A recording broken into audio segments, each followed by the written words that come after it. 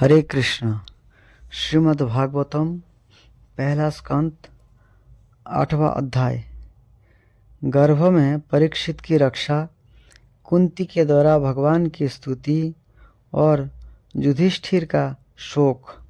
सूत जी कहते हैं, इसके बाद पांडव श्री कृष्ण के साथ जलांजलि के इच्छुक मरे हुए सज्जनों का तर्पण करने के लिए स्त्रियों को आगे करके गंगा तट पर गए। यहाँ उन सब ने मृत बंधुओं को जलदान किया और उनके गुणों का स्मरण करके बहुत विलाप किया। तदंतर भगवान के चरण कमलों की धूलि से पवित्र गंगा जल में पुनः स्नान किया। यहाँ आपने भाइयों के साथ कुरुपति महाराज युधिष्ठिर, धृतराष्ट्र पुत्र शोक से व्याकुल गांधारी, कुंती और द्रौपदी सब बैठकर मरे हुए सज्जनों के लिए शोक करने लगे।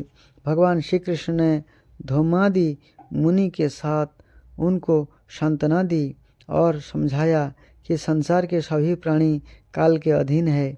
मौत से किसी को कोई बचा नहीं सकता। इसी प्रकार भगवान श्री कृष्ण ने अजातशत्रु महाराज युधिष्ठिर को उनका वह राज्य जो धूर्तों ने छल से छीन लिया था वापस दिलाया, तथा द्रौपदी के केशों को स्पर्श करने से जिनकी आयु क्षीण हो गई थी उन दुष्ट राजाओं का वध कराया।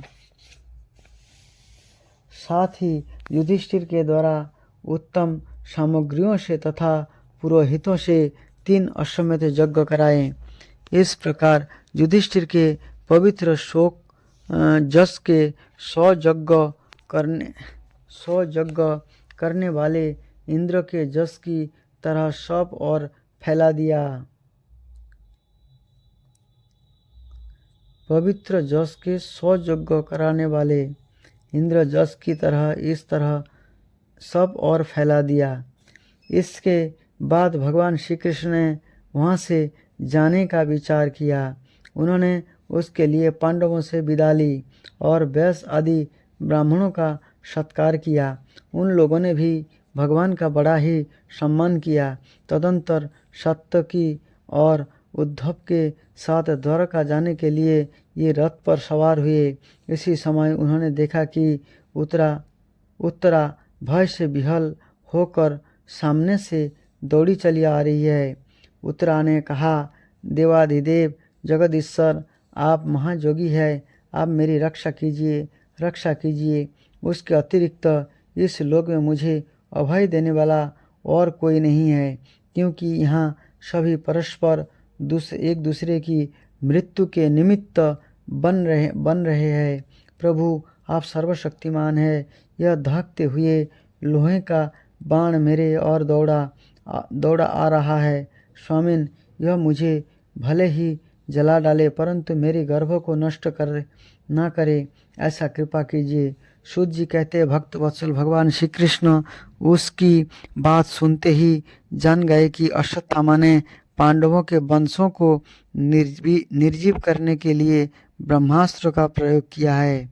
शौनक जी, इसी समय पांडवों ने भी देखा कि जलते हुए 5 बाण हमारी ओर आ रहे हैं, इसलिए उन्होंने भी अपने अपने शस्त्र उठा लिए। सर्वशक्तिमान भगवान श्री कृष्ण ने अपने अनन्य प्रेमियों पर शरणागत भक्तों पर बहुत बड़ी विपत्ति आई जानकर आपने निज अस्त्र सुदर्शन चक्र से उन निज जनों की रक्षा की। योगेश्वर श्री कृष्ण समस्त प्राणियों के हृदय में विराजमान आत्मा है। उन्होंने उत्तरा के गर्भ को पांडवों की वंश परंपरा चलाने के लिए अपनी माया के कवच से ढक दिया।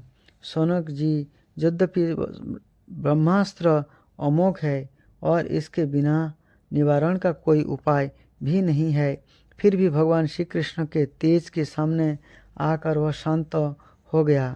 यह कोई आश्चर्य की बात नहीं समझनी चाहिए, क्योंकि भगवान तो सर्वशक्तिमय सर्वाश्चर्यमय है। यही अपनी निज शक्ति माया से स्वयं अजन्म होकर भी इस संसार के सृष्टि, रक्षा और संहार करते हैं।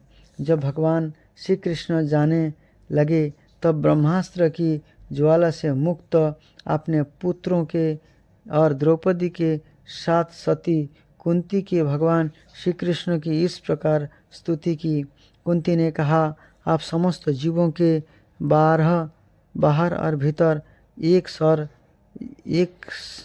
रस स्थित है, फिर भी इंद्रियों और वृत्तियों से देखे नहीं जाते, क्योंकि आप प्रकृति से परे आदि पुरुष परमेश्वर है। मैं आपको नमस्कार करती हूँ। इंद्रियों से जो कुछ जाना जाता है उसकी तह में आप विद्यमान रहते हैं और अपने ही माया के पर्दे से अपने को ढाके रहते हैं।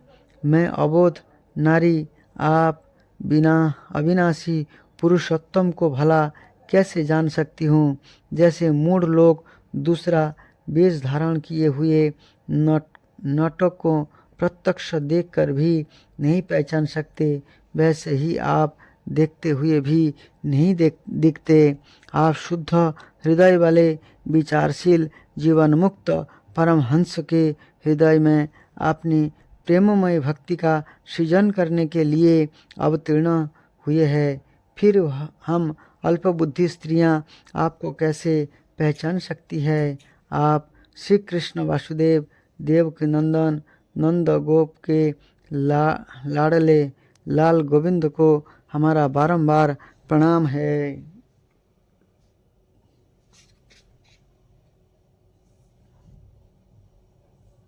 जिनकी नाभि से ब्रह्मा का जन्मस्थान कमल प्रकट हुआ है, जो सुंदर कमली को माला धारण करते हैं, जिनके नेत्र कमल के समान विशाल और कोमल है, जिनके चरण कमल में कमल का चिन्ह है। श्री कृष्ण, ऐसे आपको मेरा बारंबार नमस्कार है। ऋषिकेश, जैसे आपने दुष्ट कंस के द्वारा कैद की हुई और चिरकाल से शोकाग्रस्त देवकी की रक्षा की थी, वैसे ही पुत्रों के साथ मेरी भी आपने बार बार विपत्तियों से रक्षा की है। आप ही हमारे स्वामी, आप सर्वशक्तिमान है। श्री कृष्ण, कहाँ तक गिनाऊं विष से लक्षागृह की भयानक आग से, हिडिंबा आदि राक्षसों की दृष्टि से, दुष्टों की धूर्त सभा से, वनवास की विपत्ति से और उनके बार के युद्ध में अनेक महारथियों के शस्त्रों से और अभी अभी इस अश्वत्थामा के ब्रह्मास्त्र से भी आपने ही हमारी रक्षा की है। जगतगुरु, हमारे जीवन में सर्वथा पद पद पर विपत्तियां आती रहे, क्योंकि विपत्तियों में ही निश्चित रूप से आपके दर्शन हुआ करते हैं और आपके दर्शन हो जाने पर फिर जन्म मृत्यु के चक्र में नहीं आना पड़ता। ऊंचे कुल में जन्म, ऐश्वर्य, विद्या और संपत्ति के कारण जिसका घमंड बढ़ रहा है, यह मनुष्य तो आपका नाम भी नहीं ले सकता, क्योंकि आप तो उन लोगों के दर्शन देते हैं जो अकिंचन है।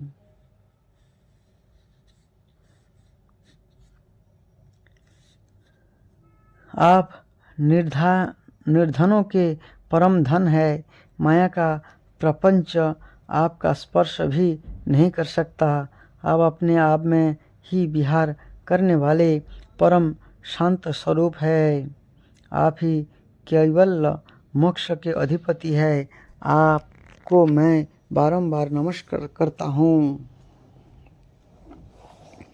मैं आपको अनादि अनंत सर्वव्यापक सबके नियंता काल रूप परमेश्वर समझती हूँ। संसार के समस्त पदार्थ और प्राणी आपस में टकराकर विषमता के कारण परस्पर विरुद्ध हो रहे हैं, परंतु आप सब में समान रूप से विचर रहे हैं। भगवान, आप जब मनुष्यों की सी लीला करते हैं तब आप क्या करना चाहते हैं यह कोई नहीं जानता। आपका कभी कोई ना प्रिय है और ना अप्रिय। आपके संबंध में लोगों की बुद्धि ही विषम हुआ करती है। आप विश्व के आत्मा है, विश्व रूप है। न आप जन्म लेते हैं और न कर्म ही करते हैं, फिर भी पशु पक्षी मनुष्य ऋषि जलचर आदि में आप जन्म लेते हैं और उन जोनियों के रूप अनुरूप दिव्य कर्म भी करते हैं। यह आपकी लीला ही तो है।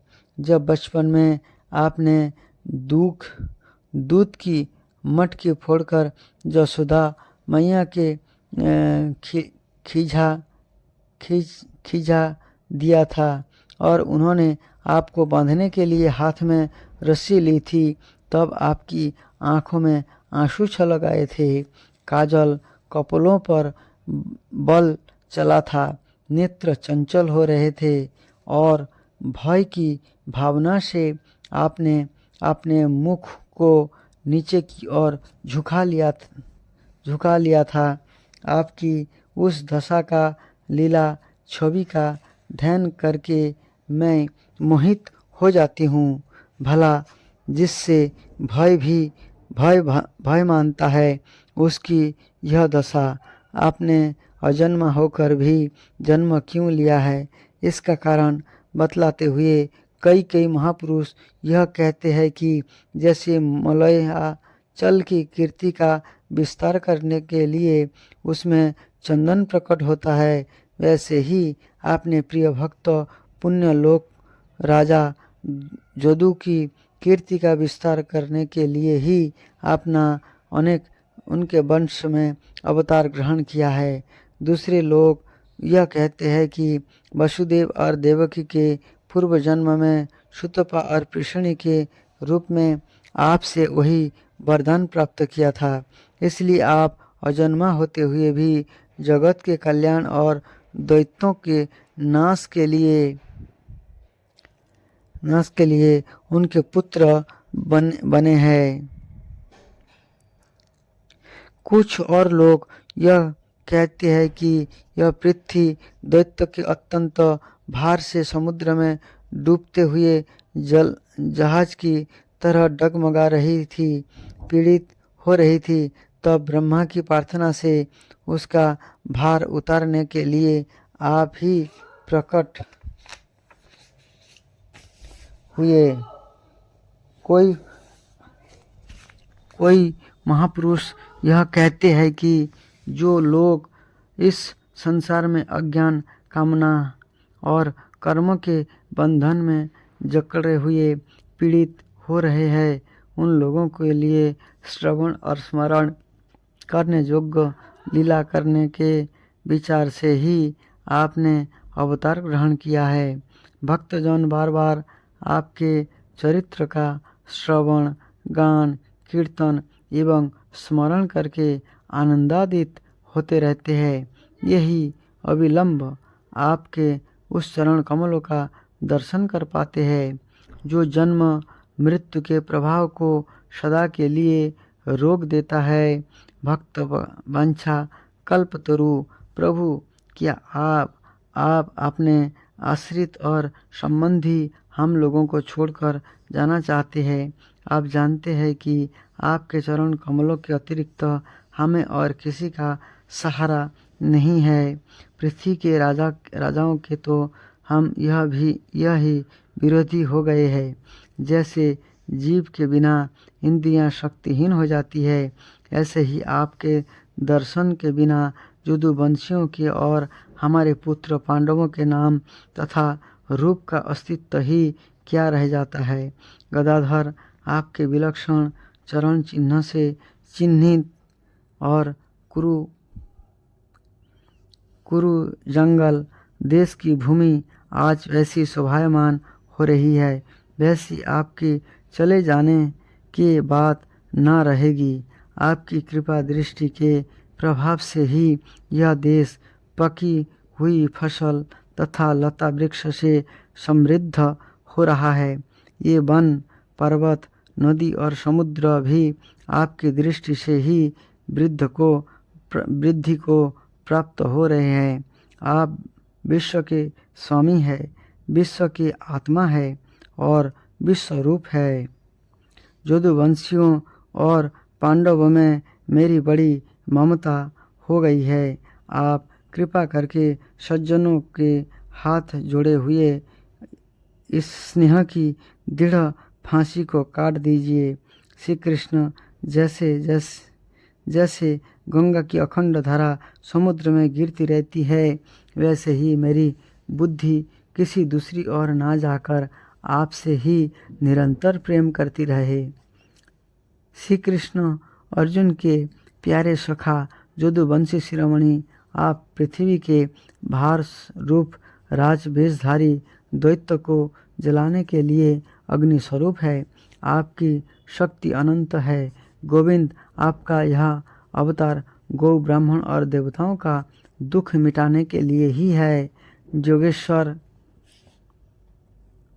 गौ, ब्राह्मण और देवताओं को दुख मिटाने के लिए ही है। जोगेश्वर, चराचर के गुरु भगवान के मैं आपको नमस्कार करती हूँ। सूत जी कहते हैं, इस प्रकार कुंती ने बड़े मधुर शब्दों में भगवान की अधिकांश लीलाओं का वर्णन किया। यह सब सुनकर भगवान श्री कृष्ण अपनी माया से उसे मोहित करते हुए से मंद मंद मुस्कुराने लगे। उन्होंने कुंती से कह दिया, अच्छा ठीक है, और रथ के स्थान से हस्तिनापुर लौट आए। यहाँ कुंती और सुभद्रा आदि देवियों से विदा लेकर जब ये जाने लगे, तब राजा युधिष्ठिर ने बड़े प्रेम से उन्हें रोक लिया। राजा युधिष्ठिर को अपने भाई बंधुओं के मारे जाने का बड़ा शौक हो रहा था। भगवान की लीला का मर्म जानने वाले व्यास आदि महर्षियों ने और स्वयं अद्भुत चरित्र करने वाले भगवान श्री कृष्ण ने भी अनेकों इतिहास कहकर उन्हें समझाने की बहुत चेष्टा की, परंतु उन्हें सांत्वना ना मिली। उनका शोक ना मिटा। सौनक आदि ऋषियों, धर्मपुत्र राजा युधिष्ठिर को अपने स्वजनों के वध से बड़ी चिंता हुई। अभिव्यक्त युक्त चित्त से स्नेह और मोह के वश में होकर कहने लगे, भला मुझ दुरात्मा के हृदय में बद्ध मूल हुए इस अज्ञान को तो देखो। मैंने सियार कुत्तों से आहार उस अनात्मा शरीर के लिए अनेक अक्षोहिणी सेना का नाश करा डाला। मैंने बालक, ब्राह्मण, संबंधी, मित्र, चाचा, ताऊ, भाई, बंधु और गुरुजनों से द्रोह किया है। करोड़ों वर्षों से भी नरक से मेरा छुटकारा नहीं हो सकता। यद्यपि शास्त्रों का वचन है कि राजा यदि प्रजा का पालन करने के लिए धर्म युद्ध में शत्रुओं को मारे तो उसे पाप नहीं लगता, फिर भी इससे मुझे संतोष नहीं होता। स्त्रियों के प्रति आई भाई बंधुओं को मारने से उनका मेरे द्वारा यहाँ जो अपराध हुआ है, उसका मैं गृहस्थोचित को के द्वारा मार्जन करने से समर्थ नहीं हूँ। जैसे कीचड़ में गंदला जल स्वच्छ नहीं किया जा सकता, मदिरा से मदिरा की अपवित्रता नहीं मिटाई जा सकती, ऐसे ही बहुत सी हिंसा बहुल यज्ञों के द्वारा एक भी प्राणी की हत्या का प्रायश्चित नहीं किया जा सकता। 9वां अध्याय। युधिष्ठिर आदि का भीष्म जी के पास जाना और भगवान श्री कृष्ण की स्तुति करते हुए भीष्म जी का प्राण त्याग करना। सूत जी कहते हैं, इस प्रकार राजा युधिष्ठिर प्रजाद्रोह से भयभीत हो गए। फिर सब धर्मों का ज्ञान प्राप्त करने की इच्छा से उन्होंने कुरुक्षेत्र की यात्रा की, जहाँ भीष्म पितामह सरसज्जा पर पड़े हुए थे। शौनक आदि ऋषियों उस समय उन सब भाइयों ने स्वर्ण जुटित रथों पर, जिनमें अच्छे अच्छे घोड़े जुते हुए थे, सवार होकर अपने भाई युधिष्ठिर का अनुगमन किया। उनके साथ व्यास, धौम्य आदि ब्राह्मण भी थे। शौनक जी अर्जुन के साथ भगवान श्री कृष्ण भी रथ पर चढ़कर चले। उन सब भाइयों के साथ महाराज युधिष्ठिर की ऐसी शोभा हुई मानो यक्षों से घिरे हुए स्वयं कुबेर ही जा रहे हैं। आपने अनुचरों और भगवान श्री कृष्ण के साथ यहाँ जाकर पांडवों ने देखा कि भीष्म पितामह स्वर्ग से गिरे हुए देवताओं के समान पृथ्वी पर पड़े हुए हैं। उन लोगों ने उन्हें प्रणाम किया। शौनक जी उसी समय भरतवंशियों के गौरव रूप भीष्म पितामह को देखने के लिए सभी महर्षि, ब्रह्मर्षि, देवर्षि और राजर्षि यहाँ आए।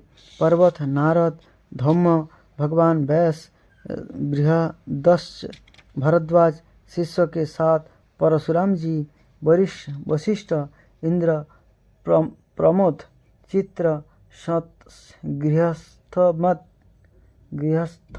असित, कक्षिवान, गौतम, अत्रि, विश्वामित्र, सुदर्शन तथा और भी सुखदेव आदि शुद्ध हृदय महात्मा गण एवं शिष्य के सहित कश्यप, अंगिरा पुत्र बृहस्पति आदि मुनिगण भी यहाँ पधारे। भीष्म पितामह धर्मों को और देश काल के विभाग को कहाँ किस समय क्या करना चाहिए इस बातों को जानते थे। उन्होंने उन बड़भागी ऋषियों को सम्मिलित हुआ देखकर उनका यथोयोग्य सत्कार किया।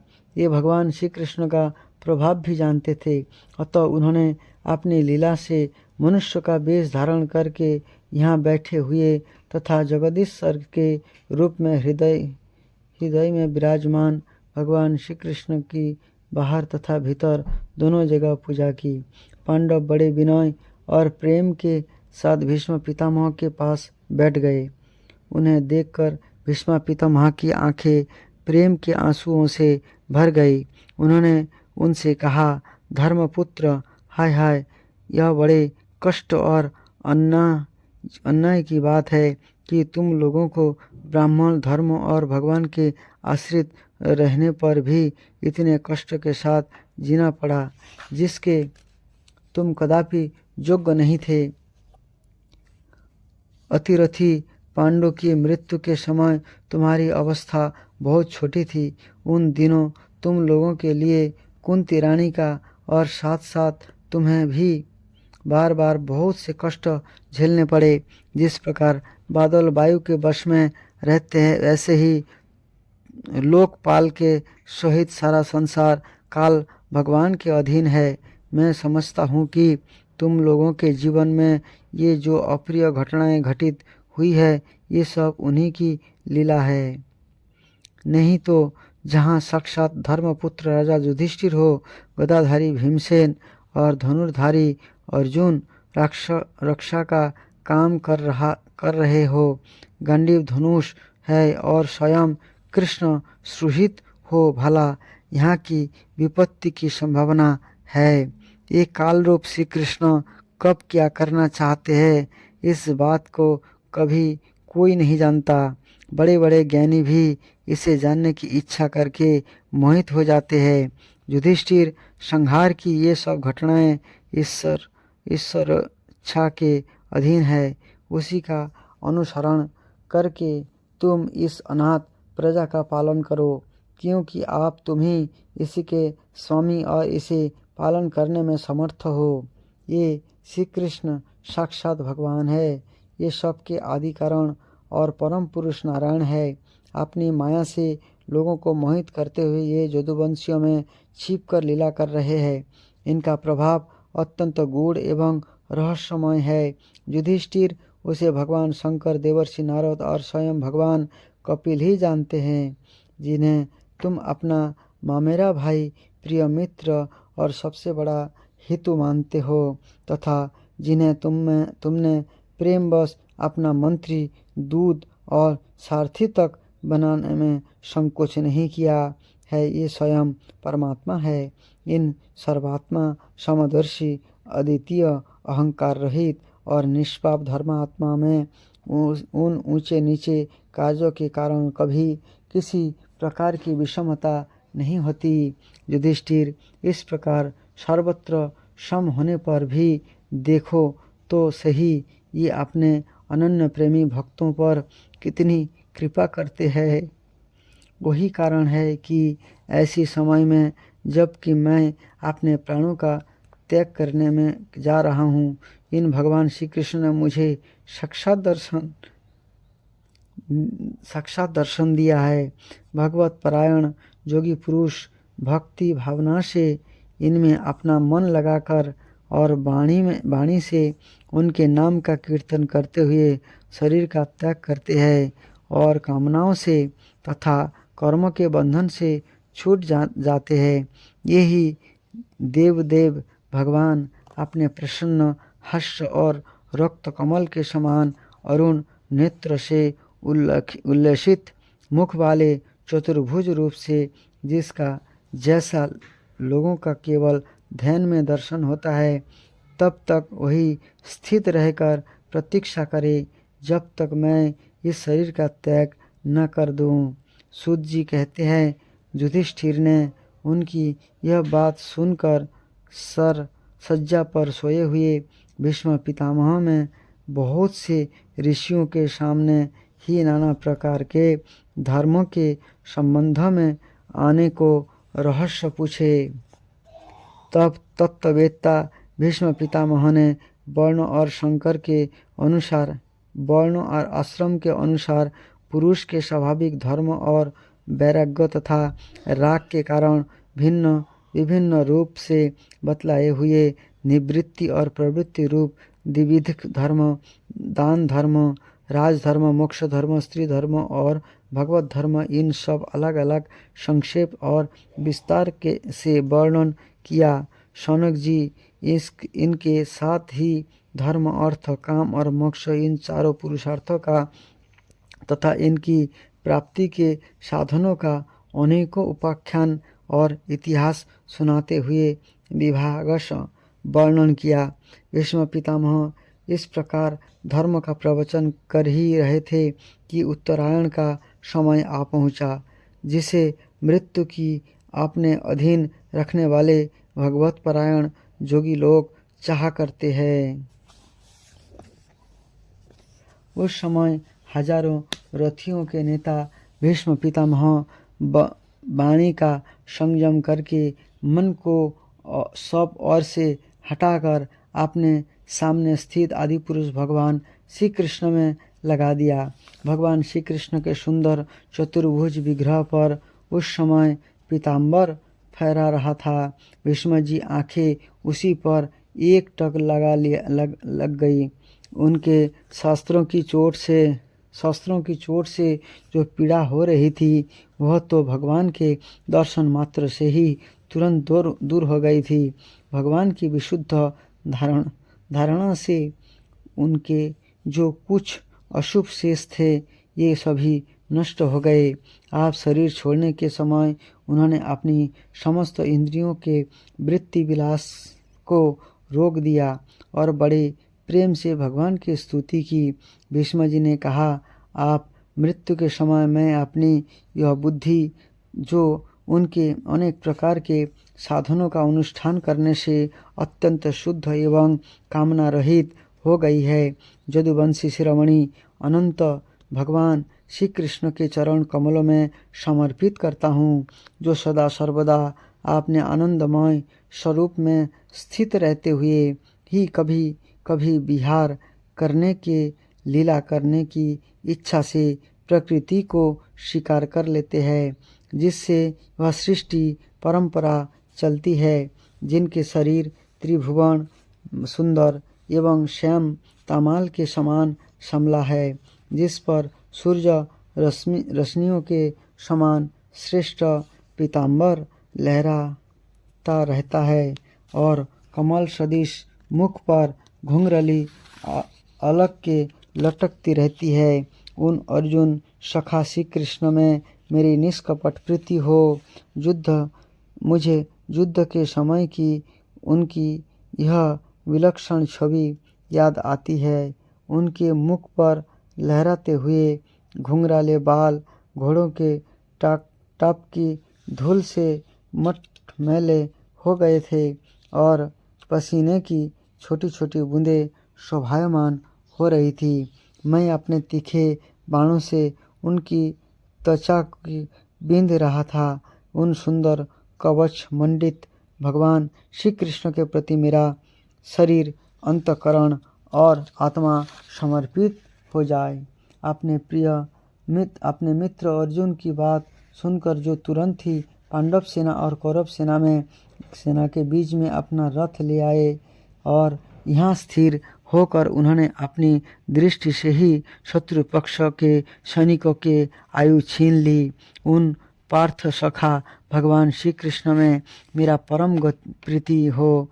अर्जुन ने जब दूसरे कौरवों के सेना के मुखिया हम लोगों को देखा तब पाप समझकर यह अपने स्वजनों को वध में विमुख हो गया।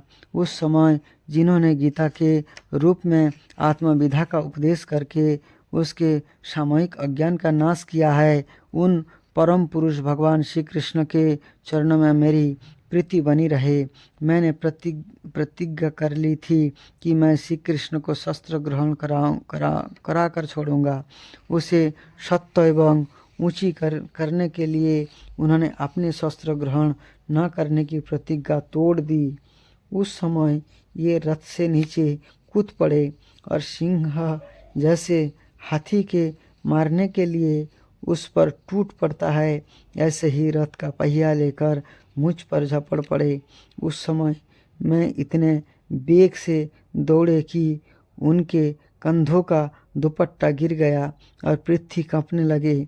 मुझे आतताइयों ने तीखे बाण मार मार कर उनके शरीर का कवच तोड़ डाला था, जिससे सारा शरीर लहूलुहान हो रहा था। अर्जुन के रोकने पर भी ये बलपूर्वक मुझे मारने के लिए मेरी ओर दौड़ आ रहे थे। ये ही भगवान श्री कृष्ण जो ऐसा करते हुए भी मेरे प्रति अनुग्रह और भक्त वत्सलता से परिपूर्ण थे।